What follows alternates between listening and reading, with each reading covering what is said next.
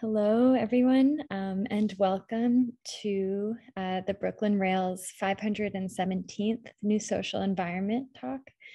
Today marks actually our 2-year anniversary of these conversations, which maybe is fitting. A lot has changed since 2 years ago.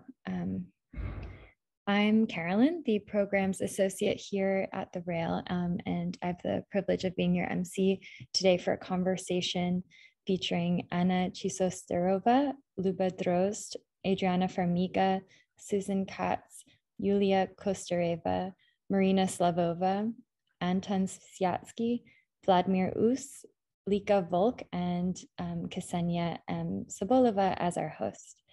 We're also thrilled to welcome poet Ostap Kin here later to close the program. We would like to thank Simon Dove from CEC ArtsLink for helping make today's event possible, and thanks to all of our guests and our host as well for really doing so much organizing for this so quickly. Here in New York, we are on Lenape-Hoking, the unceded land and waters of the Wappinger, Canarsie, Munsee, and Lenape people of the Delaware Nation and Shinnecock Indian Nation. The Brooklyn Rail stands in solidarity with the people of Ukraine. The immense tragedy and atrocities unfolding feel quite impossible to put into language, but we hope to provide here a space, especially for Ukrainian voices and support. And we'll be posting various resources in the chat throughout the conversation. Please feel free to add or share those resources. And now I'll introduce our host. Ksenia M. Soboleva is a writer, art historian, and curator based in New York City and specializes in queer art and culture. She was the 2020-2021 Marika and Jan Bilstek Curatorial Fellow at the Guggenheim, where she co-organized the Gillian Waring Retrospective. She's currently an Andrew W. Mellon Gender and LGBTQ History Fellow Center for Women's History at the New York Historical Society Museum and Library. So thanks, and I'll hand it over to you, Ksenia. Thank you, Carolyn, and thank you to everybody at the Brooklyn Rail for making this possible and for the continued support. I remember that we were actually doing a tech pre-check for one of these talks that I was also a host on the day that the war started, and I tuned in from my phone as I was walking back from a demonstration at the United Nations, and Luba was there too. And I thought right away that we should have a panel at the Brooklyn Rail dedicated to this. And so this will be the first of many.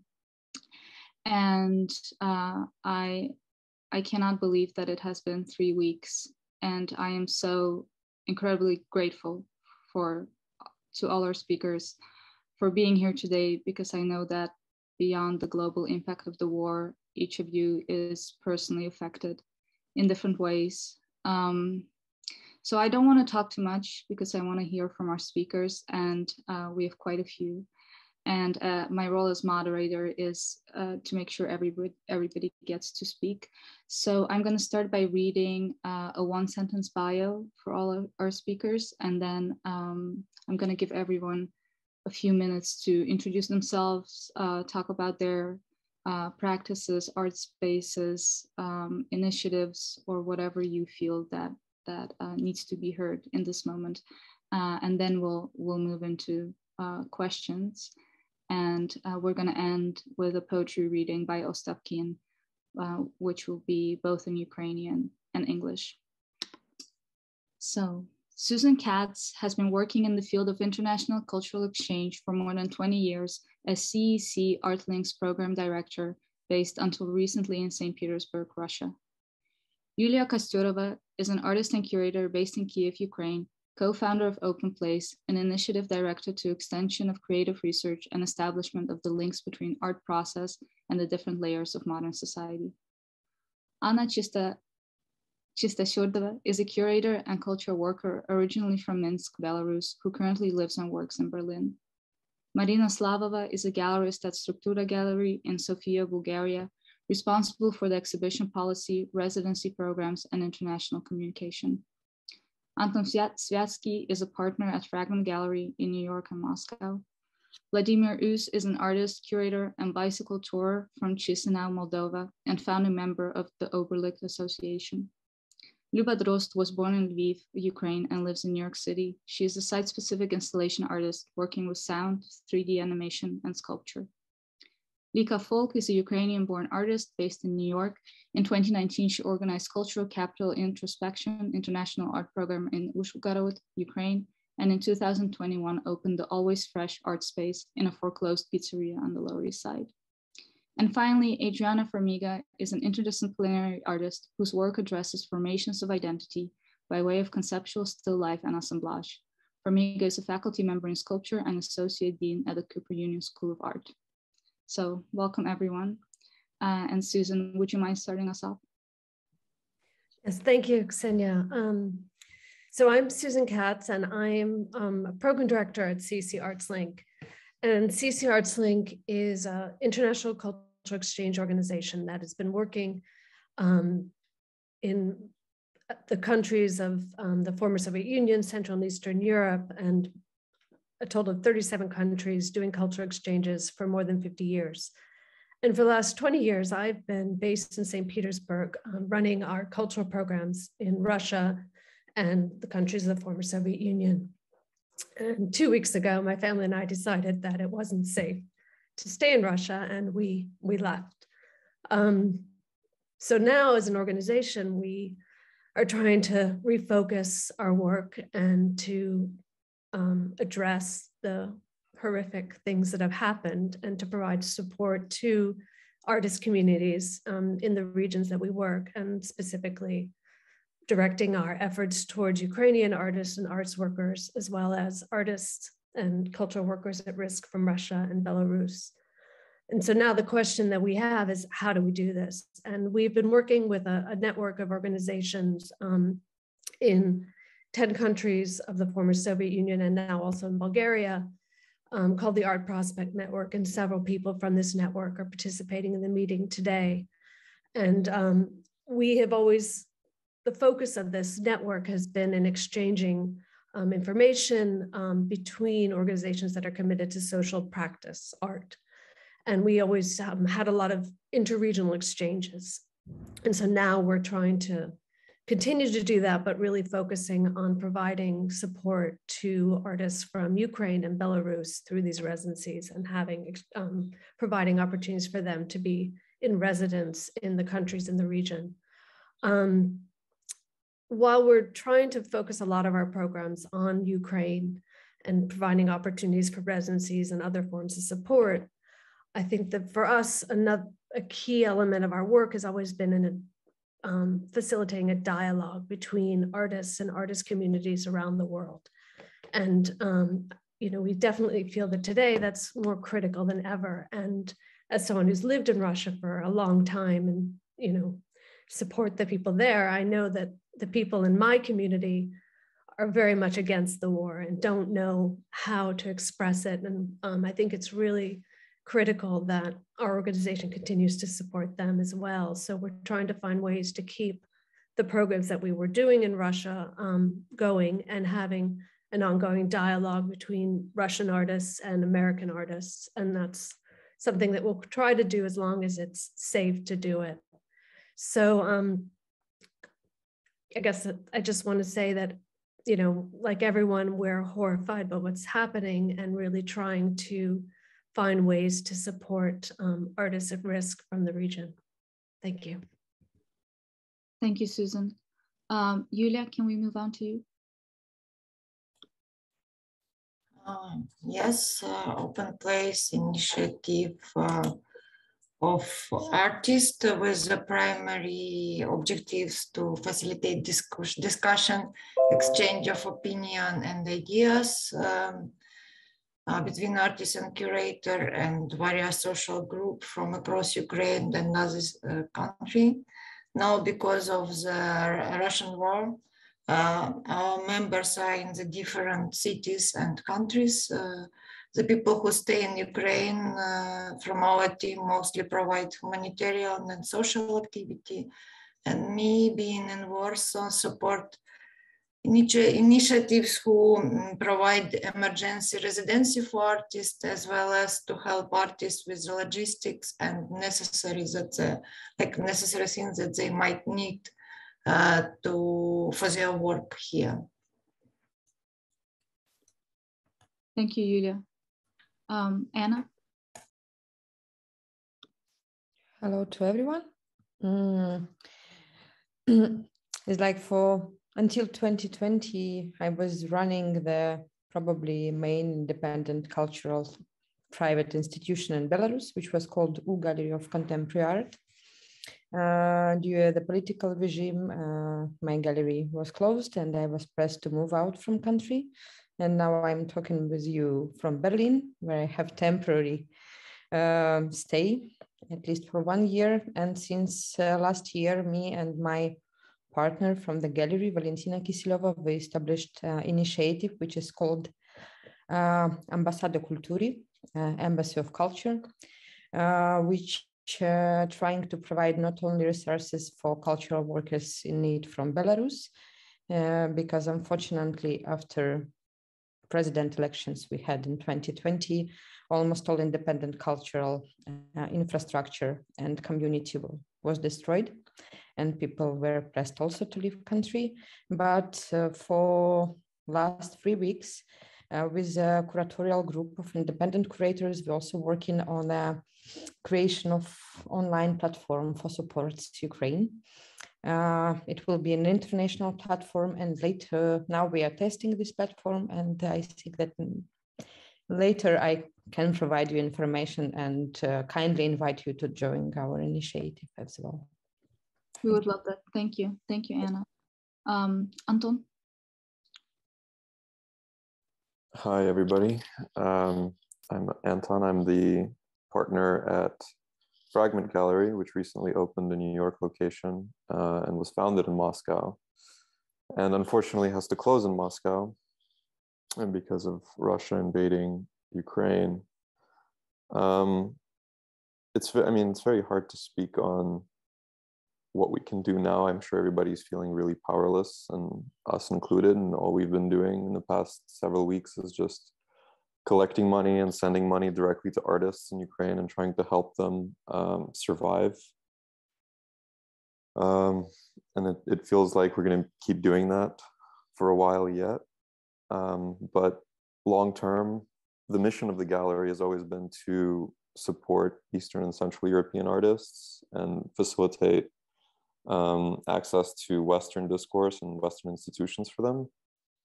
And so we have an international program. We've always worked with Ukrainian, Belarusian, Russian, former Soviet bloc artists from Croatia and other countries. So we're going to continue doing that. We're going to refocus on Ukraine, and I've made it sort of my personal mission to start a conversation with other galleries in New York, NADA members, to become more familiar with Ukrainian and Eastern European artists, and to build deeper connections, and to show them and to give them more visibility and secure their futures. And I feel like this is going to be a very long-term project and initiative that I hope will just develop into a common practice among the American community, because I feel like the region here has been largely underrepresented for a very long time. And so the understanding that Americans have of the region is very lacking. That's also part of the problem. A lot of people who immigrated to the US from the former Soviet countries, and they would say where they are from when asked. 9 out of 10 people wouldn't know where Latvia is, or where Ukraine is, or where Lithuania is. So these people were just adopt a sort of quasi-Russian identity, and that's a problem. And to address that, we need to develop a much more comprehensive understanding of Eastern Europe. to be able to differentiate these identities. Thank you. Thank you. Marina, do we have Marina? Yes, I'm here. Hello to everybody. My name is Marina. I am a gallerist at Struktura Gallery in Sofia, Bulgaria. Struktura functions as an independent space in Sofia, trying to represent Bulgarian artists internationally, but our main focus is basically to establish and to help build sustainable international connections with artists and curators worldwide. And as part of the Art Prospect Network, we are trying to focus even more on Central and Eastern Europe as part of the world. So we are trying to take part in this difficult conversation to see how we can support Ukrainian artists and the artistic community, and to see how we could be helpful in these horrible times. Thank you, Marina. Do we have Vladimir? Hello, everyone. My name is Vladimir. I work in Oberlift Association in Chisinau, Republic of Moldova.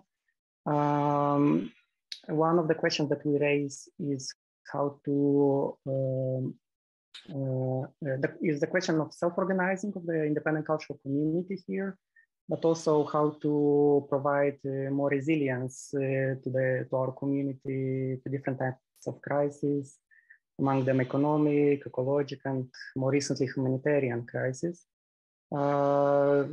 After the fall of Soviet Union, we've been witnessing many of our citizens forced to live abroad in search of work, which consequently produced other social problems in Moldova.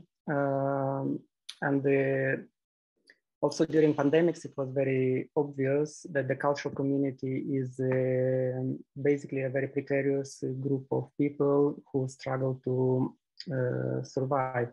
And now we have the war in our neighborhood in Ukraine, with whom we share the border, and we witness other type of provocations. I mean, the enormous fluxes of refugees, and one of the provocations today is how to not to lose the members of our own community as well, who also are thinking maybe to leave from here. So one of the questions is, what do we learn from all these crises, and how to get more resilient in front of them in future? And when it comes to refugee crisis, it's a very difficult question, because you cannot, which criteria to apply, because everyone is in need. And basically one of the, not solution, but one of the topics which we are thinking lately is the need for sustainable alternative cultural infrastructure that could be it physical, be it virtual, that could support our work. Since 90s, we were witnessing a lot of public spaces being privatized and going into private hands and disappearing from our use.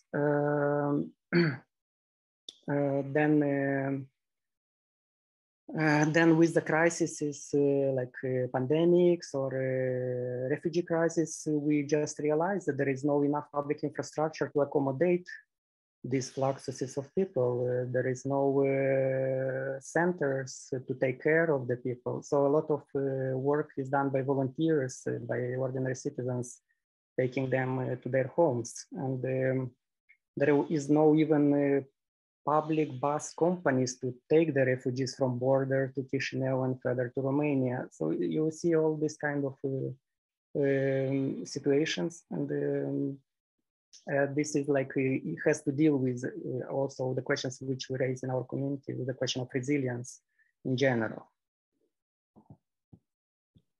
Thank you, Vladimir. And now we'll move on to our artists. Luba. Hi, I'm Luba Drozd. originally, I was born in Ukraine, in Lviv, in the west of Ukraine. I'm an artist. I'm a site-specific installation artist. For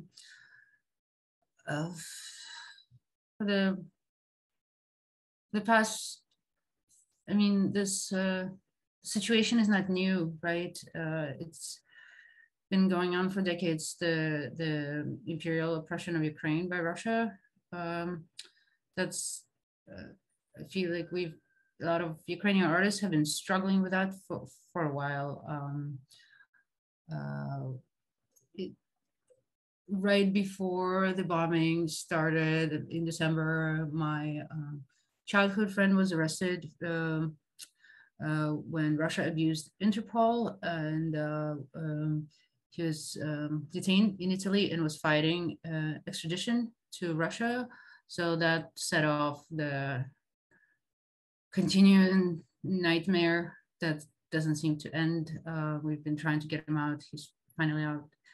And then I started fighting disinformation that's been popping up everywhere, online, Twitter, social media, articles. It seems that Russian disinformation permeated so many spaces. My biggest fear is that a lot of it permeated leftist spaces. I'm very concerned about that. That's why I've been collecting articles and Twitter accounts to follow of Ukrainian journalists, writers, thinkers, links to topics about Ukraine, the Wikipedia on the parliament, Ukrainian parliament, Rada composition, because there was the disinfo about Ukrainian neo-Nazis in parliament, not true. So like just getting basic information out to people so they're educated on the subject and not don't succumb to the propaganda that is so intense that sometimes even I get whiplash from it. The past 3 weeks, 5 days before the bombing started, I called my dad in Ukraine and I told him that he needs to get out immediately, that something is gonna be, that I think something terrible is about to happen. And a week after the bombings, I got him out and my brother out of Ukraine. So he's now in Poland. I've been in contact with my former classmates, raising money. One of them is a volunteer in Kiev who is driving around to block posts around Kiev that are protecting the city and delivering food, medicine, coffee, and food tools. So I raised $4,000 and they could get a surveillance drone, a little video drone to see the enemy targets, night vision things, equipment, thermal underwear, like high-end, and all the necessary things. I also have sent packages of tactical, protective tactical gear to my other classmate who is on the outside of Kiev with a group of people who are also fighting the Russian army, researching bulletproof vests. Just, this is, it's unconscionable. There's so many directions which I want to direct my help to, and but it's sometimes at a loss of what to do. I wake up today I woke up at 3 a.m.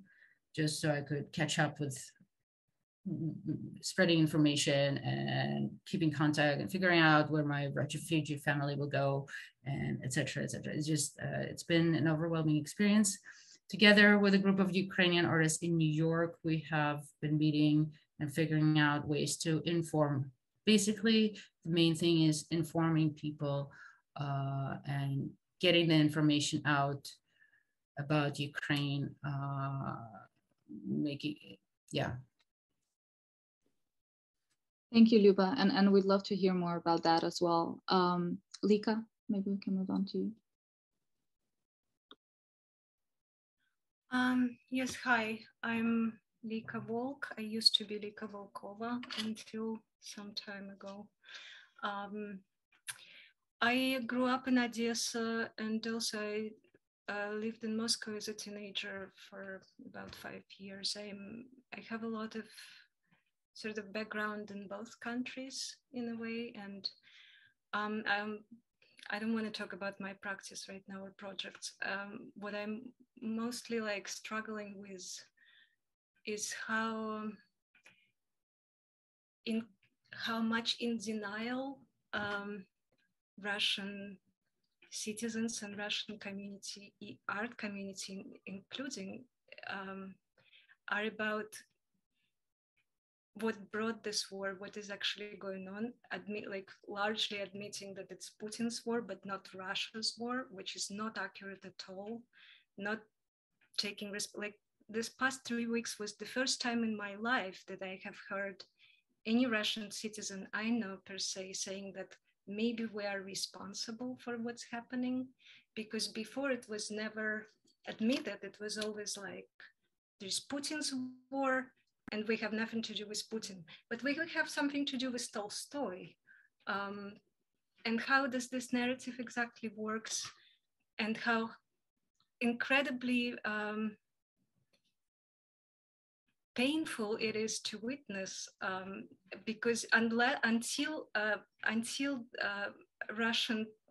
every Russian citizen admits that he's responsible for what's going on, there's going to be no change. And the stopping war depends directly on each of us, and Russian citizens including. So there are a lot of I can't really even like speak about art community right now, because I don't see a difference between average other Ukrainian citizens or my friends, artists. There are a lot of things that could be suggested, but I think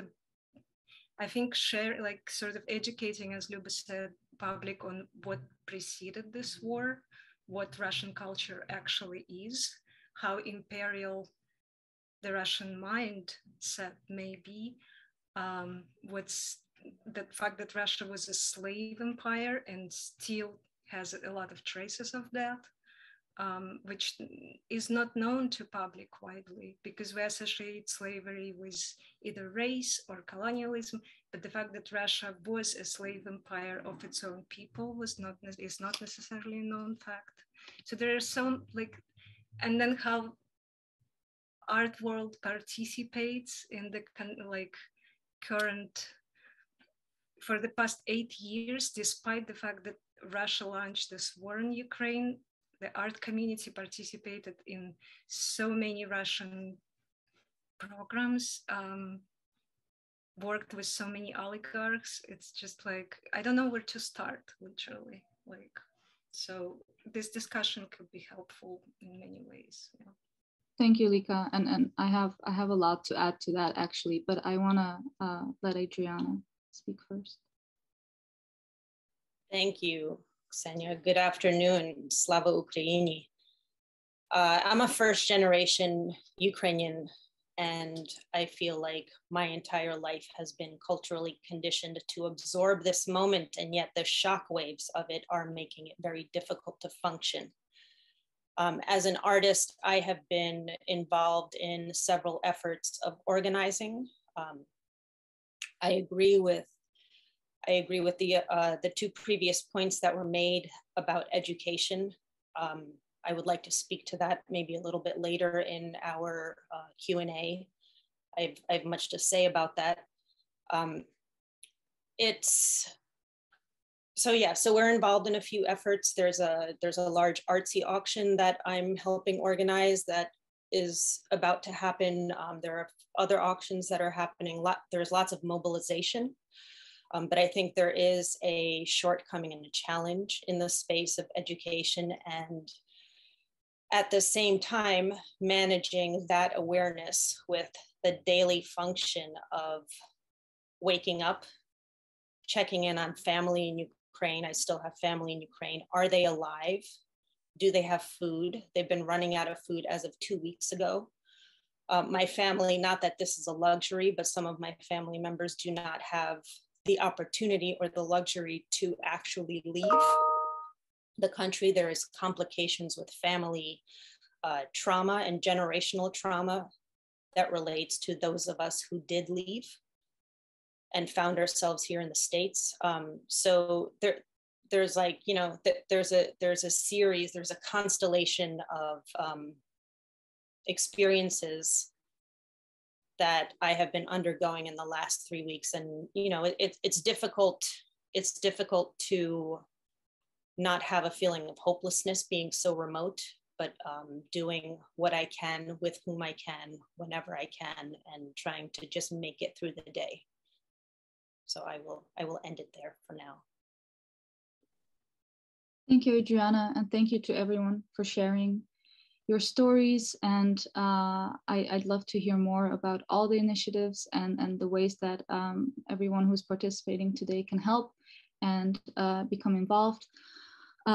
Lika, I actually maybe want to start by picking up on what you were saying. You know, I need to acknowledge right away that I am a Russian citizen. My mother and I left Russia when I was 8, exactly because it was very shitty. And we are an ethnic minority within Russia. We're Tatar. And I have been writing articles anti-Putin over the years. You know, I'm proud and out and proud lesbian. And pointing out how the violence that Putin is enacting on its own people, right? And what I have found over the past 3 weeks to be the case is that a lot of people think that Russia is a democracy, and it's not. And the news is censored to the point of, you know, if you haven't lived there and sort of you can compare, it's unimaginable. It's just unreal. And so how, you know, I think, and I have an opinion piece coming out about this, but I had an instance where an article on this was going to come out by me with a journal that I regularly contribute to, and then it was pulled because they felt that my voice in this case was inappropriate as a Russian. And so it's, you know, I'm curious what you think about how do we wake up the Russian population? I think that for sure everyone outside of Russia needs to be actively outspoken and actively participating in anti-war and anti-Putin initiatives. But how do people within Russia, who a lot of them, like my grandma turns on the news, she has no idea that a war is happening, right? How do we make sure that those people have access to what is actually happening? How do we turn, and Susan, maybe you can speak to that as well, how do we turn the Russian population against Putin? Because I think that that is what needs to happen, you know, and there has been a mass exodus. There was just a New York Times article about this today of Russians and anti-Putin Russians leaving Russia, right? And so if all the people who actually know what's happening are leaving Russia, then what stays in Russia are the people that have no clue, you know? And I by no means want to equate Ukrainians running from bullets with Russians running from their government, but I do think that this is a discussion that needs to be had. And also, you know, films are being pulled from film festivals. Yes, if they have state funding, sure, but there is a cultural boycott beyond state funding, and it just feels to me like that's basically doing Putin's job for him. He's already silencing Russian dissidents, so now the rest of the world is going to silence Russian dissidents as well. Is it okay if I respond, or you want to? Because and please cut me if I take too much time, because it's a very. I think it's also maybe a generational gap, because I mostly know I know how it's like of course, like we can talk about the fact that majority of American intellectuals don't know that Soviet Union was also an oppressed state, basically a form of slavery. But then also what I've witnessed when I was a teenager in Moscow is how easy it was for the same people in like Russian art community, Russian artists, intellectuals, to so fast switch from kind of democratic direction to literally what I can call Russian Nazism. There's someone whose name is, I'm sure you're familiar, Alexander Dugin, who is a Putin ideologist, who used to openly go around and recruit artists and Russian intellectuals to his ideology of like Fourth Reich, of Russian domination, of Russian world. And whenever I hear that it's Putin's war, I disagree, because what I read now still is like, I read an article by Katz, for example, saying, I have nothing to do with it, it's Putin's war, which is not necessarily like, I think the change in Russia has to start with people whose voices are important, declaring the fact that they did participate in this ideological shift, in this like growing sentiment against neighboring countries. It has to be admitted as a part of Russian culture. This war, to me, is a part of Russian culture.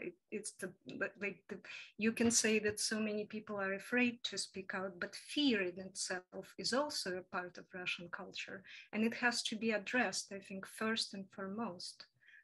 And then we can think how to affect people who are watching, like brainwashed by TV, because TV is a tool. And then there are a lot of ways I believe that technology can help. I don't know, many other things can help. But if you think about minority of Russian population that are strongly anti-war, and I believe it's like about 10% that are ready to be vocal, they cannot organize because they don't feel protected and they don't feel together. So, and 10 million people is a lot of people.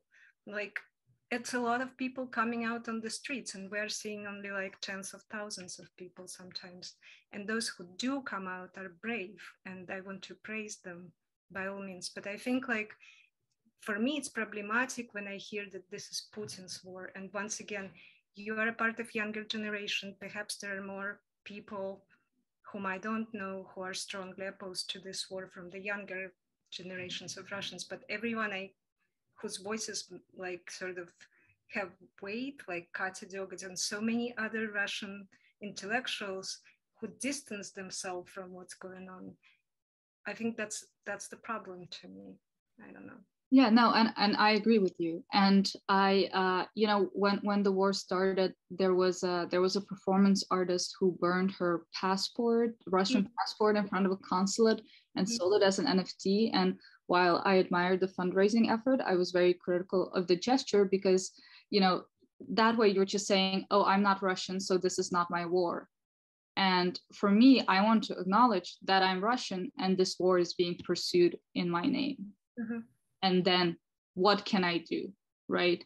And Susan, since you were in Russia, what are the ways that you can enact resistance without it just being completely censored right away? And especially in terms of communities that are already vulnerable, like the queer community in Russia. Like a lot of my friends in Russia, they can go out on the street to protest. I mean, a lot of them are now, but for example, when the Navalny demonstrations were happening, right, I noticed that people didn't want to talk about it. They disappeared from social media.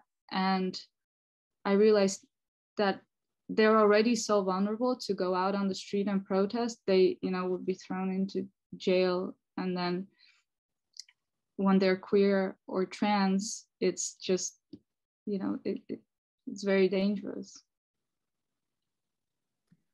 Yeah, I wish I had a good answer for what you're talking about. And Lika, I wanted to say that I really appreciated your words because I think they really need to be heard by the Russian community and for people to really understand what this problem has such a long history and that it's so much more complicated than saying that, it is Putin's war. And I think I've been really saddened looking on social media and seeing the discussions between Ukrainians and Russians who really both are against the war, who I think have shared history and collaborated for so many years, but they can't discuss these issues anymore.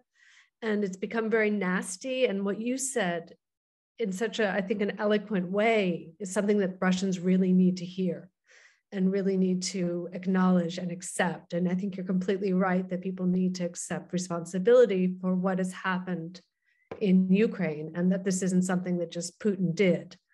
And I think probably everybody here knows how helpless I think so many people feel in Russia about affecting change. I mean, the number of people that I know who don't vote, who don't go to demonstrations is huge, even though they're against the system. And, it's both out of fear and out of a feeling that they can't affect change. And I think, it's right now, when I talk to friends who are still in Russia, most people I know want to leave, but don't have the opportunity. And right now they keep saying, we don't feel like it's our country anymore. And they're afraid even to go outside because they see these nationalistic flags, they see the Z, they feel the country has changed so quickly. And I don't know how we can we need to empower these people to be able to feel that they can affect change and to talk about it. And I truly don't know what the answer is. How do you do this? But I guess it's starting with the small communities that we know share these feelings and having them talk with each other, but also talking to people like you, Lika, and people in Ukraine and trying to have a conversation about the situation in a non-aggressive way. And I realize that during the war, this may not be possible, but I think it's something that really has to be done. Yeah, and remaining in dialogue, I think it's so important, which is why I'm so grateful to everybody on this panel for wanting to be on the panel, for making the time, for being together. And Adriana, I know that you wanted to make a point about education. So I think maybe this is a good time. Yeah, sure. I mean, I think the answer, or one of the answers to the questions that you posed and that we've just discussed about what can be done now is, my answer would maybe be three-pronged, which is, the first would be for not just the Russian community, but the global community, the world, to educate itself. Now is the best time. And the phenomenon of Russification has had a jump start on the world's attention span by at least a century. So for people to educate themselves about the way Ukrainian culture and the Ukrainian language are not Russian, and that we are not the same people, is a start. Our history precedes that of Russia's by a long stretch, and our language alone, with its variabilities of grammar and alphabet, is something like 38 to 40% different. That is significant. So as an example, you can look at Spanish and Italian if you want to get like a clearer understanding of the differences. You should also know that Ukrainians and their language have been referred to as subhuman, as primitive. And we have literally been characterized as unevolved. And this has been going on for a very long time.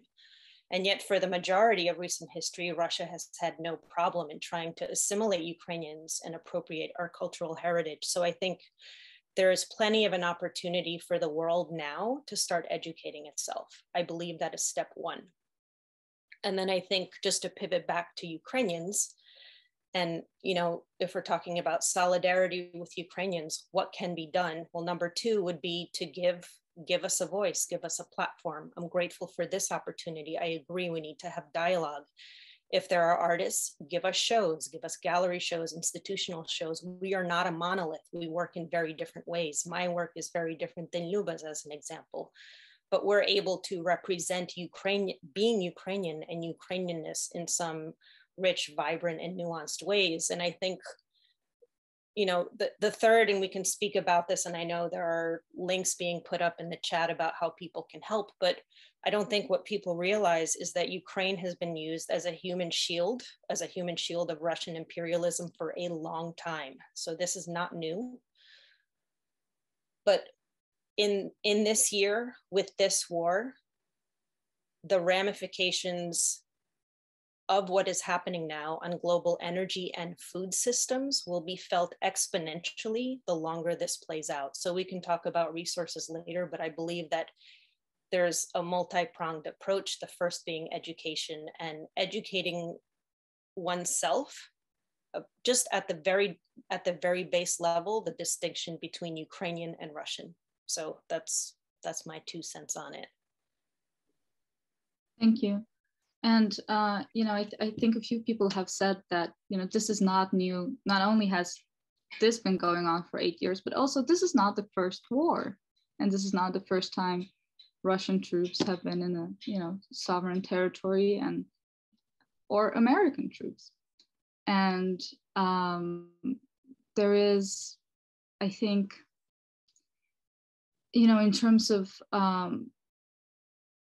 cultural boycotts, I think there is also an interesting parallel and dichotomy between, for example, the way that Israeli organizations were boycotted, and people were having a lot of trouble getting behind that, and the way that now there is this, you know, there just is this really growing tension, and I wonder if this is something that is just felt here in the West, or is this a tension that you are feeling in Eastern Europe? And maybe Yulia and Anna, you can speak to that. Like, are people remaining in dialogue? What are Yeah, I was not going to speak about this because I think I can be very emotional, but I really support boycott, and we as an organization make it public. And I believe that each cultural institution should be clear about own political position and declare it publicly. This is one thing which we didn't do like clearly before, and now we have the situation. You asked Ksenia why, and that I also want to ask what makes people so vulnerable in Russia now, because it was like 22 years of Putin under the power, and people choose to be unpolitical and not to express and inactive, just perceive what he did. And you are right that it is not the first time in Ukraine. Before it was Georgia, before it was like the same Afghanistan started, then Moldova, then Georgia, Armenia, Azerbaijan. So it's like everything around. And intellectuals choose not to be active. Also, I would like to add about that this is the Putin war. No, this is not the Putin war, because until people feel Putin and recognize him as a legitimate president, this is Putin represents Russia. So this is the Russian people who actually allow him to do this, being inactive and so on. So that's why I support boycott. And we also, in Ukraine, we have this practice. And yeah, and one more, that the rights doesn't given, the rights is taken. Yes, so if you want to have rights, you need to fight for that.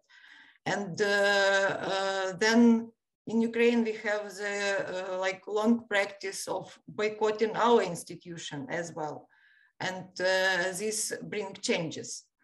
And why people in Russia didn't react when there was violation of different NGOs, when the memorial was like kicked out and cultural institution like Polish Institute was kicked out from Russia. Why people didn't, they feel that this is not their like site. And then they became vulnerable, yes? So sorry. No need to apologize at all. And I have to say, I by no means am trying to defend Russia. I'm so grateful to my mother for realizing how fucked up the situation there was and for getting us out a long time ago. All I'm saying is that having been in Russia and having experience there, I am perhaps a little more familiar with the quieter ways that resistance can take place. And just because it's not in the view of the West and on social media doesn't mean that there is no resistance. And, you know, I can't access my own website in Russia because every page has the word lesbian on it. And so, you know, it's like just the amount of censorship, it's really, so I guess my question back to you is how can individuals, you know, how can every Russian individual resist? If you put a post on social media, it's just removed. I'm not saying that they shouldn't. I think that they can't arrest everyone. And actually this woman on TV running onto the set with the sign of "they are lying to you," you know, when I first saw that, I thought somebody montaged this. This can't be real. There's no way this could have happened in Russia. And when I realized that it had, that gave me a sense of hope, because I do think that finally people are, you know, braving 15 years in jail. Like if you refer to the war in Ukraine as an invasion, war, conflict, anything along those lines, it's a 15-year prison sentence. And people are being arrested for carrying blank signs, with signs that there was a person carrying a blank sign, nothing on it, still arrested for protesting. Yeah, you just one remark: the Ukrainian people and the people who are in Ukraine just killed because being Ukrainian and live in this country, you know. Let's compare the same. Oh, I don't mean to compare at all. No. Susan, I think you were going to say something. No. Lika.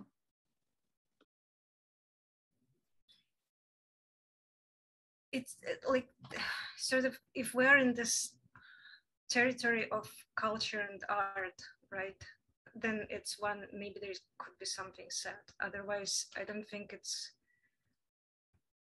us Ukrainians right now who can necessarily like answer to the question how Russians can brave up and what does it entail to risk. But I don't think historically artist means someone who doesn't risk their lives. Like we know so many examples of artists going to war, dying young, fighting in wars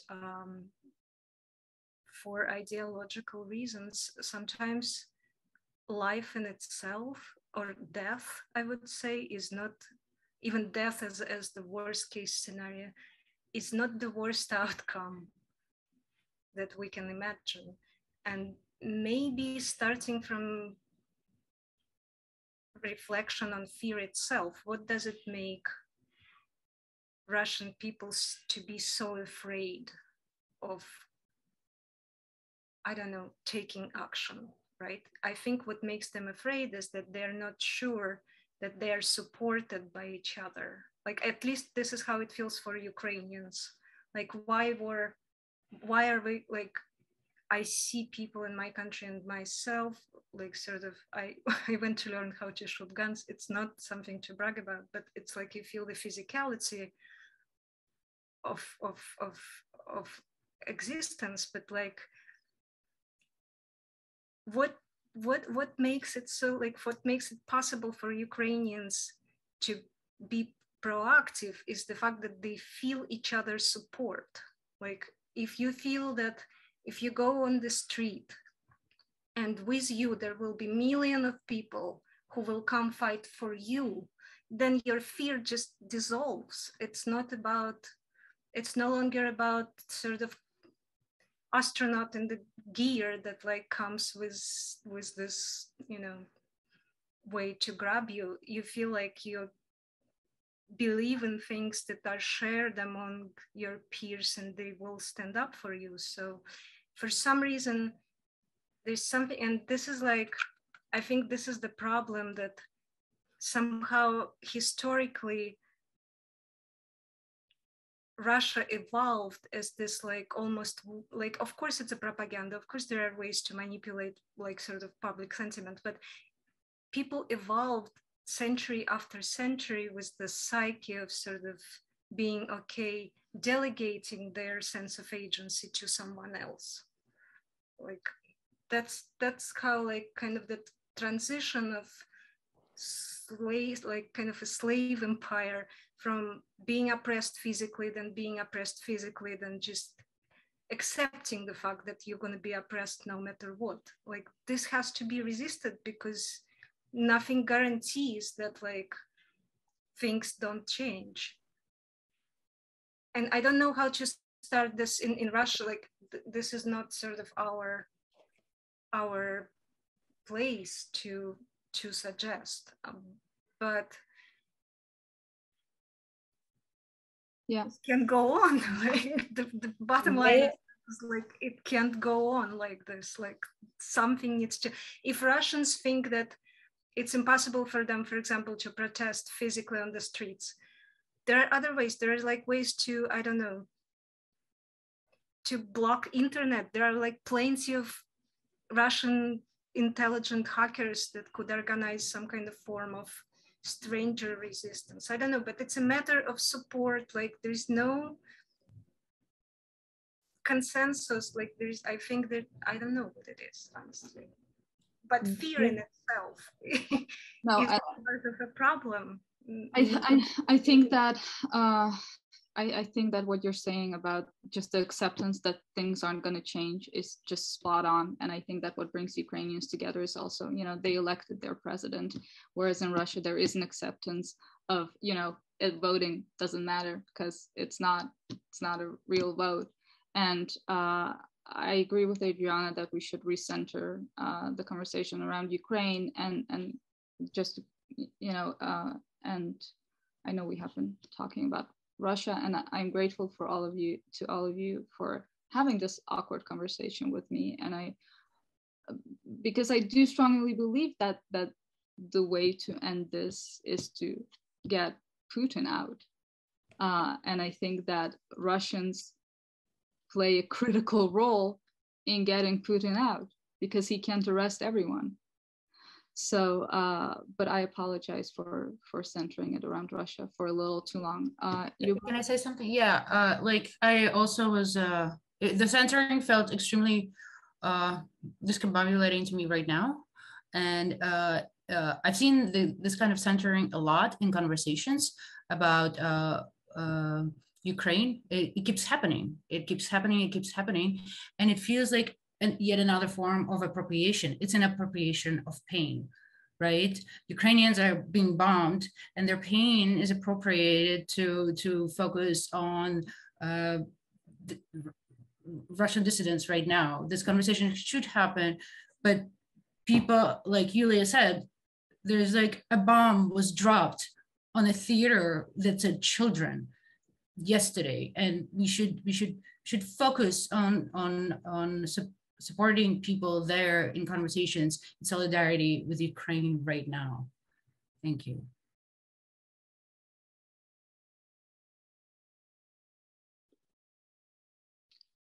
Vladimir and Marina and Anton and Anna, I feel like I just wanted to add, because like me now is in totally strange situation, because the war conflict started from the land of Belarus, in fact. And we have to say also that the territory of Belarus is also now somehow occupied. And about the way of thinking of, I really can't say that Russians, Belarusians, whatever, former Soviet people, it's also the point, the critical point for this war, because in some countries like Ukraine or Georgia, it was already a process of last 30 years of self-reflection on the Soviet strategy, which was like for 70 years. Unfortunately, in Belarus, and I think in Russia, there is not enough self-reflections and thinking about past. Because what we still have for last, in my country already is 27 years and more than 20 years in Russia. It's also things we have responsibility for. And I think that not only people in my country and in Russia, but also people all over the world have to also reflect on past. And now I'm based in Berlin and I know how it works. I see how it works, the reflection on past and the previous, violence, which was happening in history. And this process of education, which you somehow mentioned twice today, it's very important for everyone, because I think that many countries also around the world now in one step to continue these processes in very different points around the world. So it's just shortly, because honestly, last 3 weeks, I'm already speechless and I don't know, I do something, but from time to time, I'm thinking what the reason for this and how I can really help my friends, colleagues, and people in Ukraine. Thank you. Thank you. Vladimir, Anton, Marina, do you have anything to add? I can try. I think our role, if we speak of ourselves, is to educate, and that through the means that we have, and art and culture can be a powerful tool for that. And here I support this idea that it's not only Putin's war, but we all contribute to it to a certain degree. We have a very interesting initiative in Moldova called Spalatoria Theater, and one of their play was about Jewish Holocaust in Chisinau, and not in Chisinau, in Transnistrian region during the Second World War, and the participation of Moldovan population in the Holocaust itself. So, and this kind of issue, they are totally out of history books. No one would learn about like us as a nation or country taking part in something like that. So these are absolutely unknown things which cultural actors, artists can really make visible. So in that sense, I second the idea of education, but maybe not only in terms of making a difference, but rather adopting a critical distance towards events and having a distance which allows us to analyze those events, exactly make a difference from the TV as a tool. And here, what can I say? I think the discussion is about somehow went into, could develop on two levels. One level, we try to speak now about our role as citizens of this or that country. What can we do or what we are not able to do? But then what about the politicians who fail? And this is, I think, another issue we need to raise. In our case, we already tried to, for many years, develop collaborations with artists from Transnistrian region, which there was a civil war, but backed by Russian army in 1992, which created a separatist region in Moldova. And all these years, we don't see almost any progress from politicians. So we can try to do it individually as artists, as citizens, create contacts with each other to overcome those events. But there is no will on political side. That is a big question. So if you look on a larger scale, what happens now in Ukraine or in Moldova happened, it's a question like why political elites fail to prevent this humanitarian catastrophe. Why, like, I mean, especially if we speak of these peripheral regions in the empires where different kind of empires disputed their territories, be it Ottoman, Russian Empire, and so on. Like we see basically our territory as a kind of platform for experimenting these relations. And this is how I also feel in this situation, that someone actually experiments in Ukraine, in Moldova, and it's not only Putin, of course, it's not, but it's neither only citizens of Russia or who are provoking this. So let's think in that direction maybe more. I mean, last news is that, for example, American embassy wants to have an embassy in very, very center of Chisinau. We have a former stadium. It's a Republican stadium, which was demolished some 15 years ago, because it didn't correspond to the standards. And in the meantime, the government couldn't build anything better instead. So it's like a field, a wild field full of trees, which could be a nice park. I mean, it's not a bad idea to have maybe a park in the city. But then we have this very insisting proposal to have a Russian American embassy in the very middle of the city, which creates another fortress from urban perspective. But if you look on these regional events, when embassies are targeted by military, this raises many other issues, like why to have an embassy in the very center where people live. I mean, it's like a big question for me. Thank you. Marina, do you have anything to add?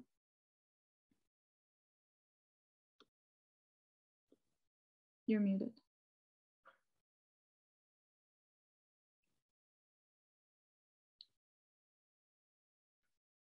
Nick, will you unmute? Yes, apologies. Marina, you should be able to turn on your mic now. No, thank you. Sorry, I was just unable to unmute myself. I find it, to be honest, I find it very complicated to say anything because the topic is so complex. I can say a lot from the Bulgarian perspective, but as you know, probably Bulgaria has a very complicated relationship with Russia. So speaking of education and speaking about knowing your own history, I think we are now facing the exact same issue that we, especially my generation, but even more the older generations need to face and critically think about our own history and reflect on it. And I just find it very complicated to speak right now because I don't want to shift the focus from Ukraine to Bulgaria. Although speaking from my perspective and what's been going on in Bulgaria, I might do it and I feel it's inappropriate. So I completely agree with almost everything that Vladimir said, because we are in a very similar situation. I can give you a lot of examples on what's going on here. We have massive issue with misinformation. We have a huge part of the society here is very pro-Russian, unfortunately, because the Russian propaganda in Bulgaria has been very, very strong for many years. We see the Russian army, especially the army, as some kind of creature that has freed us from the Ottoman Empire and from the Nazi regime. We have a huge monument in the middle of our capital, Sofia, of the Russian army. That's one of the tallest monuments we have in our country, a monument of the Russian army with the gun in his hands.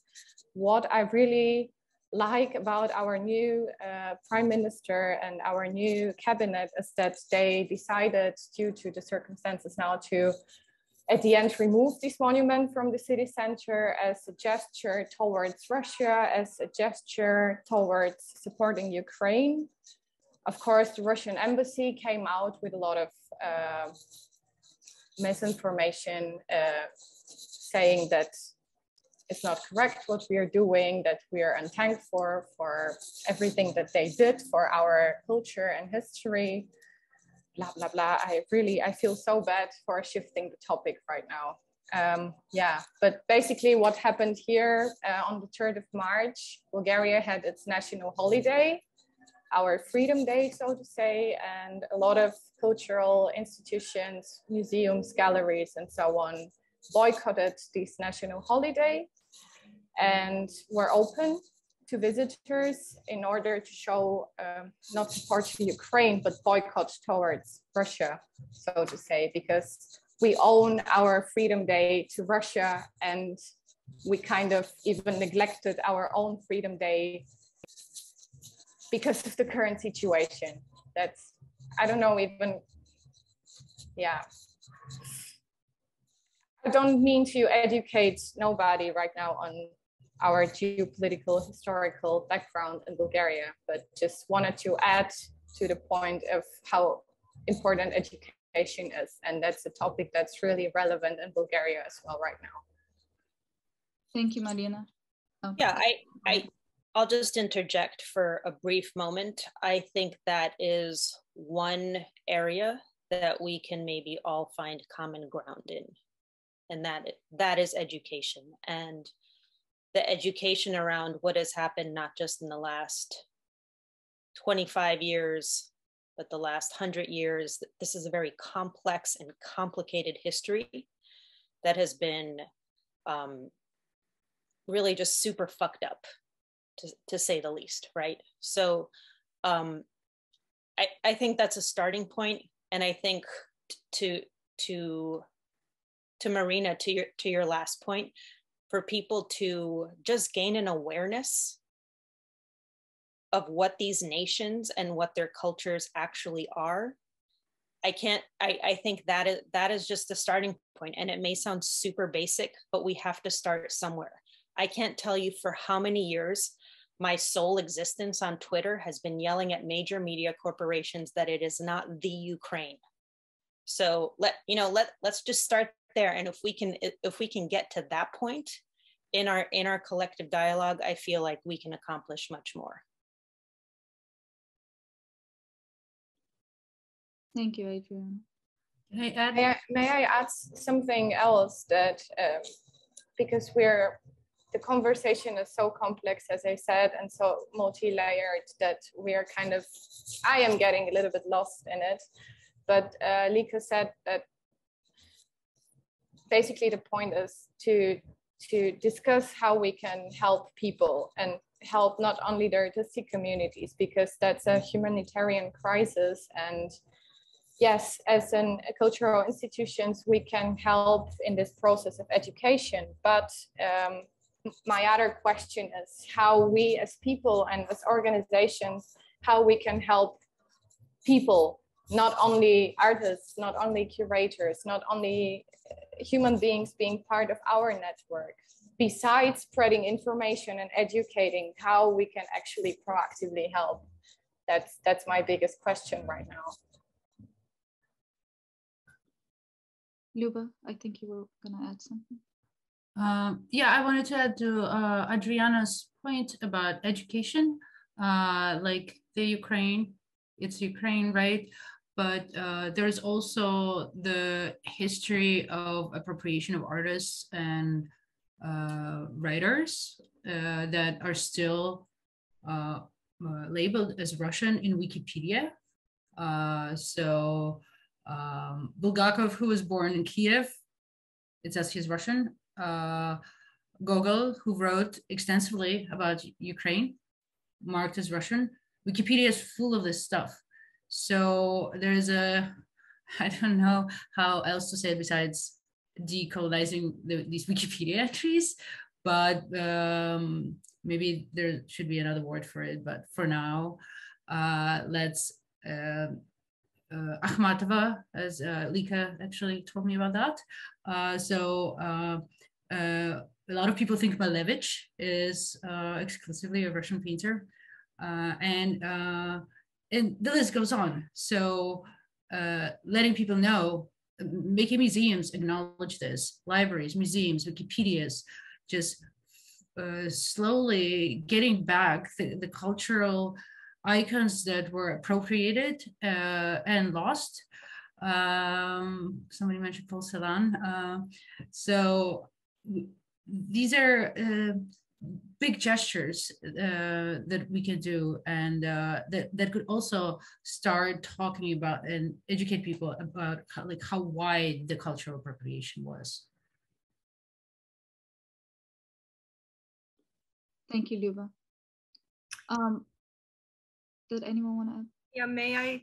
Yeah, of course. Of course. Like, I'm sorry if the conversation comes back to Russia, but I feel like the urgency of the situations were in it, and like Russia is there. So I believe strongly that for a Russian community, and I'm not sort of insisting, it's just my belief, that being afraid of boycott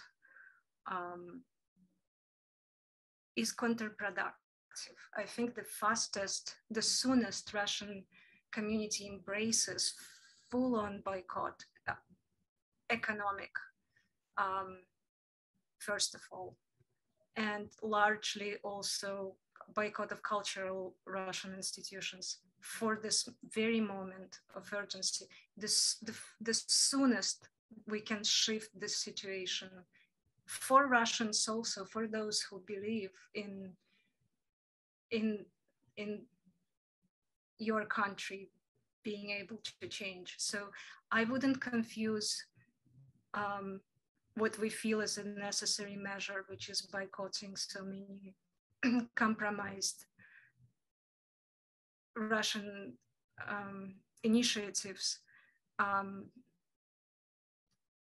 I definitely wouldn't fear that. I would embrace it, and only perhaps through this like very definitive action, something can change. Because if you acknowledge things, then the new things can start, like losing. Now it's viewed by Russians as like, if you openly state that many artists that were appropriated by Russian empire as Russian actually are, in a lot of times, Ukrainians or Georgians or Belarusians or something else. Russia doesn't lose anything. It creates a space for like future development. It's not like something to be feared and thought over. Like, I don't believe that like, if I would be Russian, I would definitely wouldn't, I don't know, I wouldn't have that as a concern. Like, but because I've seen over this 8 years so many fights of like Russian artists over like origin of this artist or that artist, or like how even Marat Gelman, who is notoriously like in a position when he saw that MoMA wrote like Malevich is Russian artist of Ukrainian origin, which is like also not entirely true. Because Malevich identified himself as a Ukrainian artist, he immediately like posted, oh, now like look, cultural sanctions started. Instead of acknowledging the truth, there is a backlash. I think the fastest this period and most like fearless the approach is to this, to embrace the boycott. I think it could be good, could be helpful. I don't know. And in solidarity with all these countries, with all Eastern Europe that undergone this period. I think that's something we can, I don't know. I agree with you. And I think we are running out of time, but I would love to continue this conversation. And also boycotting oil and gas would be good. Nick, should we open it for questions from the audience? I want to thank everyone again. Thank you for being here. Thank you for being in dialogue. Thank you for talking through awkward, uncomfortable, painful topics. This is the first of many. Thank you, Ksenia. I think just before doing like we only have a couple questions, maybe if we want to just, since there's so many guests today, if anybody wanted to make a final remark or ask a question yourselves, just to make a little extra room, feel free to just unmute and hop on. I just wanted to add that I'm very thankful myself that we have the chance to participate in such kind of a conversation, and that you are giving us the platform for it. Great. Well, thanks for being here. If any of the guests have another comment or remark to make, you can jump in between the questions. We're just going to turn first to William Chan then, who, let's see, you should be able to unmute. Yeah, I'm good. Could you hear me? Hi, thank you for the really insightful conversation. I'm speaking as someone who really cares, but also is mindful that I don't know, and I'm just listening and learning as much as I can.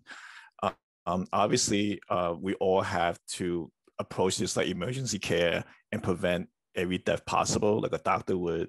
But then for someone like myself, in addition to supporting and donating whatever we can, I think a big part of it is to interconnect all the injustices. And it might seem like we're doing the second layer. And I want to make sure that I'm not taking the energy away from the immediate care that's needed right now. But to prevent the next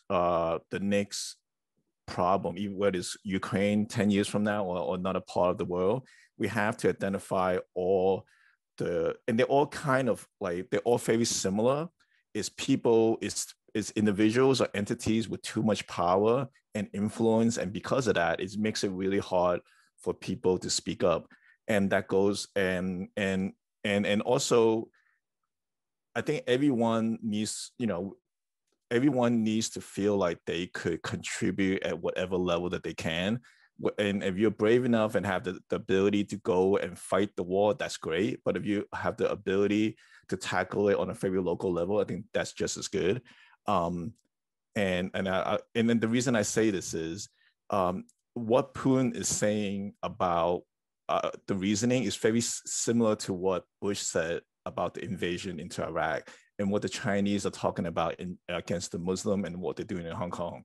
And while it seems like we can't do anything about Ukraine today because we're in New York City or wherever it is, we could start kind of building that system, that preventive measure against the other powers that's 5-10 years down the road. And people are doing it with Moma Divest or the oligarchs, which is not just Russian oligarchs. It is the people, the board of trustees in many of these big institutions, whether it's government or museums, whenever, especially as artists, because we believe we are poor, so that whenever a billionaire gives us a $50,000 grant, it makes it really hard for us to speak out against someone who's giving us $50,000, but they're billionaires. And I close with this. Art doesn't change anything, but it changes opinion, but it also needs action. Since everyone here's opinions already changed, we need to go and actually do something and rise up to this challenge. Unfortunately, right now, there's a lot of injustices, and we might have to do more than just sharing a post. And if whoever that could do something, just go that extra step if possible. And well, thank you. Thank you for the time. Thanks, William. Okay, we're going to turn it to our very own Fong for a question, comment. Thank you, Carolyn. Thank you, you guys, all of you really, just very echoing my own upbringing in Vietnam, having family members on both sides, my father and my mother, half was dedicated, committed to the vision of the Communist Party of the North, and the other half was seeking desperately for some democratic solution. At the time, it was very confusing between the transition to the tail end of French colonization in 1954 and the beginning of American involvement in the next 25 years. I heard you all.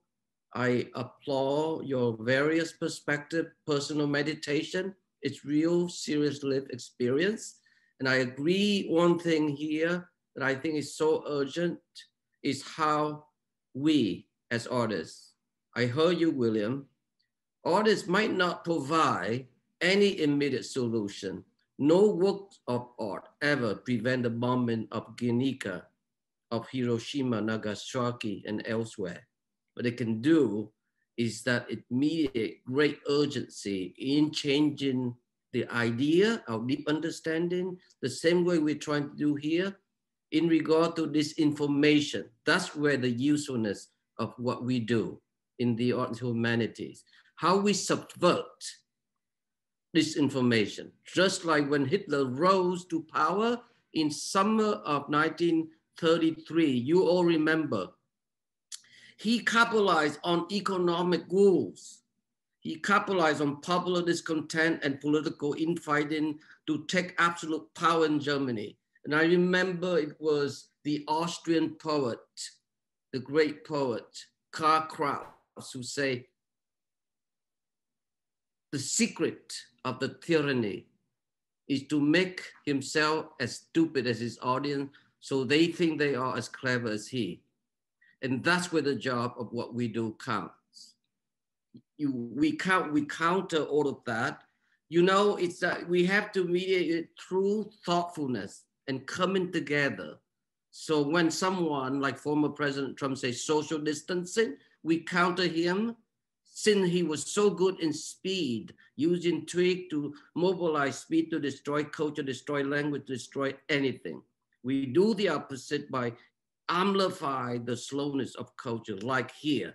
We talk as long as we need to, but we have to do it every day. We have to match that stamina. When people are upset with power, we know this through history, you all, they don't go to sleep. They just do not go to sleep. I just now entered the second volume of Stephen Hawking, who will be coming out program, the professor of history at Princeton University, waiting for Hitler. He's working on the third volume now. I believe that it's great page turning as Robert Carroll, 3 volume of LBJ.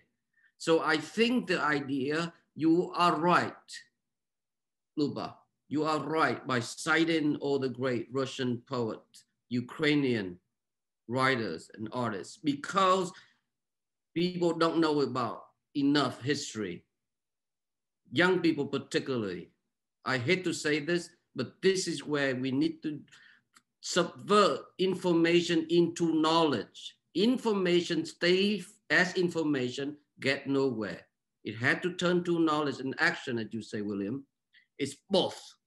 You know, as the Japanese proverb say, vision without action is a daydream, but action without vision is a nightmare.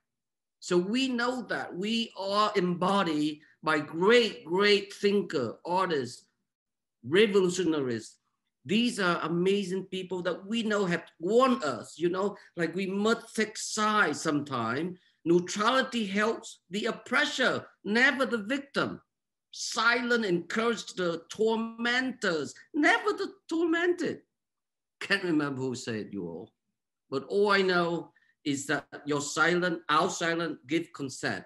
We know that. So I feel courage is what it takes to stand up and speak out, and we must. Courage is all what it takes to also sit down and listen. So it's just it's like both activeness or action has to be mediated so carefully, you all. And I'm happy that we all come together. I don't remember exactly, but Einstein maybe as an acceptance speech for Nobel Prize where he said the world will not be destroyed by those who do evil, but by those who watch them without doing anything. So that's what we are doing here. So I'm grateful. This is the beginning of many parts to come. And we must be able to articulate, to be thoughtfully share all of our, at the moment, anxiety, feeling of very complex kind. But by doing this, coming together and sharing, it clear up some of our ambivalence of what we're trying to express. I really feel clarity, great clarity from having heard all of you speaking. So stay in there, please. Come in solidarity. Anton, thank you. Susan, thank you. Ksenia, Adriana, Julia, Anna, Luba. Who else I'm missing? Forgive me. Vladimir. But please stay together and to be continued because this is the beginning. The world is more complicated now and we can't afford when everything's going on in a broader perspective, very great depth of complexity, and we are being seduced by social media and everything else in between. Our power is to think, to meditate of all of it and able to live through it in order to deliver knowledge, hopefully wisdom, and that's our strength, not staying at information. So in solidarity, my gratefulness and thank you for you all. I send back to Carolyn and Nick and all of you, and let's be in touch from now on, shall we? Thank you. Thank you all. Thanks, Vong. Great. So we just wanted to one more time turn it back to the guests if anybody wanted to make a final remark or ask a question amongst to yourselves. Please, I'll just take a pause to let you do that if you choose to. I think generally it's very difficult to have this conversation while people are being bombed and people are dying and we're reading these news every single day. I'm like doom scrolling Twitter, the same as Luba, you know. I think that each of us should find a Ukrainian that's closest to them and ask them what they can do to help. And every little bit counts, and we should just deploy all the resources that we have available to help Ukrainians survive, because the atrocities that are happening there right now, they're not unprecedented. They've happened before in many places, but the visibility that Ukraine has is also unprecedented, and we need to make use of it to make sure that this never repeats. So I encourage everyone to find someone, an individual, an organization, whatever it is, help them, whether with your time, your money, however you want. We're also doing everything we can. And as artists and as cultural practitioners, we, as Fong said, we play the long game. We work in very different timescales than wars occur. So we should focus on artists' futures, and we should focus on correcting the mistakes of the establishment, because we're the only ones that will do it. If we don't do it, nobody will. So that is my final thought. I cannot agree more with Anton. I just wanted to add one thing. It might be helpful, it might be not, but since I'm volunteering in a lot of organizations currently, if anyone you know or anyone listening to us right now knows somebody who seeks refuge in Bulgaria or needs any kind of help related to Bulgaria, just hit me up on social media, via email, however, just contact me. I will try to help any way possible. Yeah, that's basically it.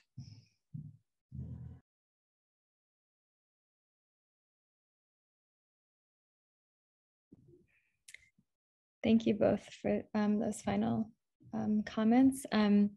So I'm really happy and grateful to turn this over to some Ukrainian poetry to close us out today. We have Ostap Kin with us. He is the editor and co-translator with John Hennessy of Babyn Yar Ukrainian Poets Respond, which is forthcoming this year. And he's the editor of an anthology, New York Elegies, Ukrainian Poems on the City, from Academic Studies Press. And he is also the co-translator with John Hennessy of a new orthography selected poems by Serhiy Zadan from Lost Horse Press in 2020. And with Vitaly Chernetsky of Songs for a Dead Rooster, selected poems by Yuri Andrukovich. I hope I'm getting these names right. Lost Horse Press, 2018. So please welcome Ostap, and you can unmute. You should be. Hello, thank you for your kind introduction. I hope you hear me well.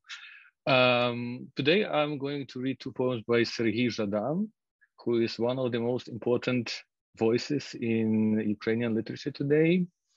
A native of Luhansk region, Serhiy has been living in the city of Kharkiv for the last 3 decades, and he remains in the city now. The poems I'm going to read are from the collection A New Orthography, which I co-translated with John Hennessy, and which has an artwork by Hamlet Zinkivsky, an artist from Kharkiv.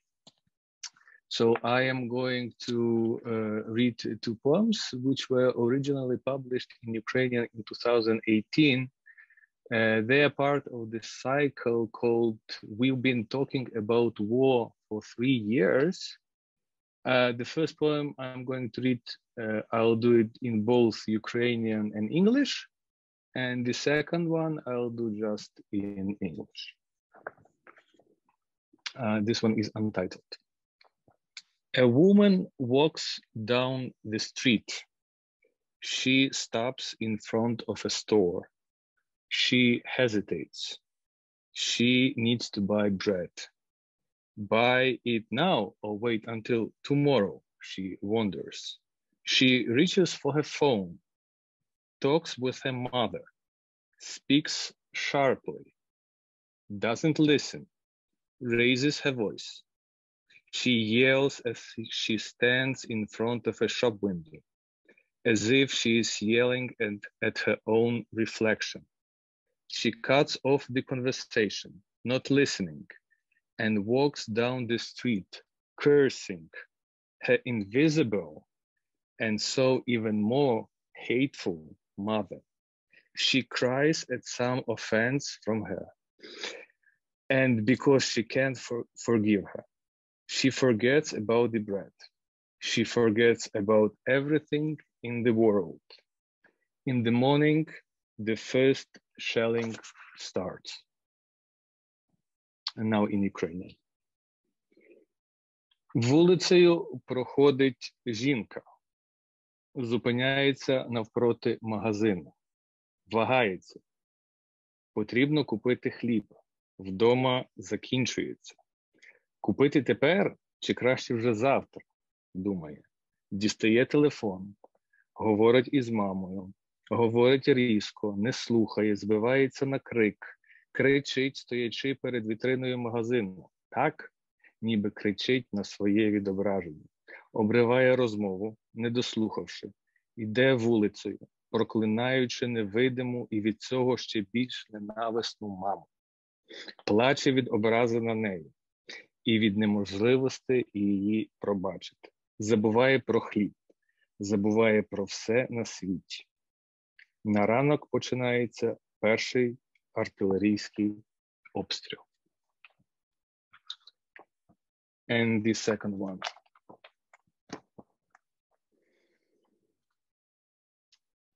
But now I know, he says, what war is like.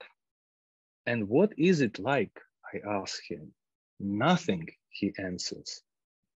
He talks like he knows what he's saying. After internment, he speaks expertly about all of it. That is, with hatred. The way he talks, it's better not to argue. He won't agree anyway.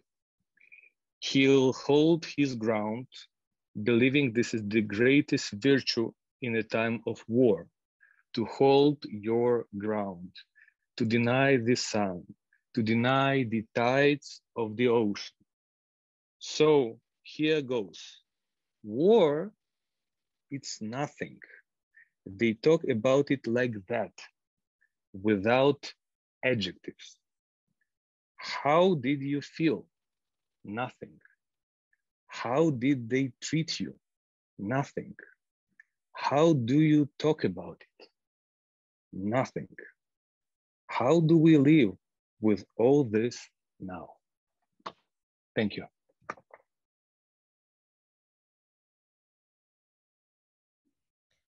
Thank you so much, Ostap. Thank you for that reading.